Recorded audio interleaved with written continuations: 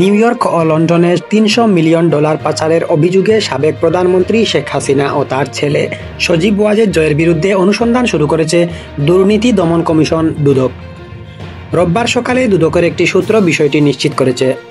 অভিযোগ অনুযায়ী গত 15 বছরে বিভিন্ন মেগা প্রকল্পে দুর্নীতি হয়েছে, যার মধ্যে রূপপুর পারমাণবিক বিদ্যুৎ প্রকল্প সহ বেশ কিছু প্রকল্প উল্লেখযোগ্য। অভিযোগে বলা হয়েছে এসব প্রকল্প থেকে প্রায় 80,000 কোটি টাকা পাচার করা হয়েছে। এ বিষয়ে অনুসন্ধানের জন্য দুদক 5 সদস্যের একটি টিম গঠন করেছে, যারা তদন্ত চলাকালে ব্যাংক হিসাব এবং সম্পত্তি জব্দ করার ক্ষমতা রাখবে। এছাড়া আশ্রয়ন সহ আরও 8টি প্রকল্পে দুর্নীতির তথ্যও খতিয়ে দেখা হচ্ছে। এরই মধ্যে high court NDM chairman Bobby Hajjaj একটি রিট দায়ের করেন, যেখানে এসব অভিযোগ অনুসন্ধানে দুদকের নিষ্ক্রিয়তা চ্যালেঞ্জ করা হয়েছে। হাইকোর্ট এই বিষয়ে রুল জারি করে জানতে চেয়েছেন, দুদকের এমন নিষ্ক্রিয়তা কেন আইন বিরোধী ঘোষণা করা হবে না।